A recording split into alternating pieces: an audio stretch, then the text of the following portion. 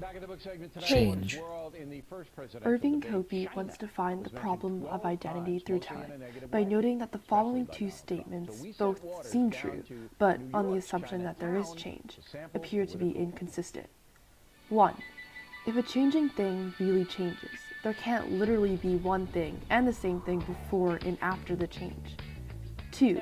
However, if there isn't literally one and the same thing before and after the change, then nothing has really ever undergone any change. There's something deeply surreal about hearing my own voice being played in a recording. These moments feel strange because, for at least a moment, it feels like two distinct copies of myself are living and breathing independently of each other. I have a dual identity as a Korean American. I think it would be more accurate to say that sometimes I'm Korean and sometimes I am American. And those two versions of myself exist as distinct beings with their own personalities. Two halves, I suppose. I can't remember when this feeling began. The act of speaking in Korean completely changes who I can effectively interact with, what jokes I can tell, even my personality and the way I behave, because of the shift in cultural context that occurs with the switch in language. Change. 변해. Bien. Change. It is heavy and awkward, as if a weight has been placed on one side of my mind, and I am unsure of how to balance again. So jarring that switching to English feels less like employing a different skill and more like letting another version of myself take over. I feel that one side strain against its weight when my relatives begin arguing loudly over who should take the bill, and when my sister and I have to explain every single option in the menu in another language where half of the menu items don't even have a name. I am nearly crooked from its burden because the very food that we are about to eat did not belong to us. The way white people treat me better than my first-generation Korean mother can be attributed to my American self taking control of the situation.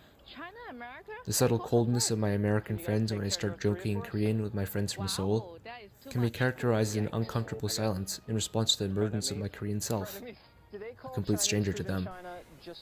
Is my embarrassment merely a minor realization, or is it so fundamentally shattering to my old perception of the world that it requires a new self? Something feels wrong about being able to explain my identity with so little effort or complexity. I sincerely hope my change is superficial because it would mean that the girl that had unconditional pride in every part of her family is still there. But my change goes beyond simply losing pride. It is about embarrassment, a profoundly negative feeling. But to assume that I can just selectively interact with my peers as either my Korean or American self is kind of a cop-out. A way to avoid having to dissect where my two identities interact or intersect. And once faced with the fact that this change is indeed essential, I must venture into constructing a new self, which is perhaps the most frightening revelation in all of this. Changed.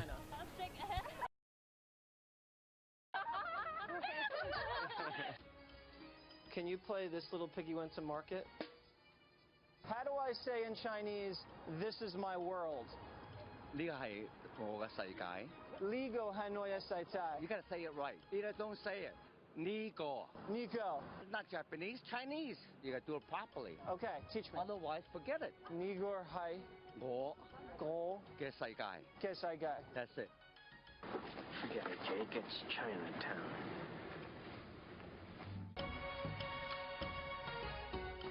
That last guy hated you. He did. Yeah, he did. One of many.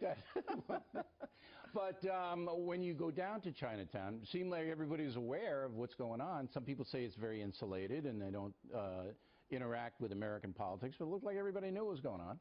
You thought people knew what was going on? Most of the people answered your questions in a direct way. A few people, the old lady, I don't think she knew. No, she didn't. They're such a polite people. They won't walk away or tell me to get out of here. They just sit there and they're say patient. Nothing. They're patient. They want you to walk away because they don't have anything else to do. Right, but I get paid to not walk away, so they had no idea. But you weren't.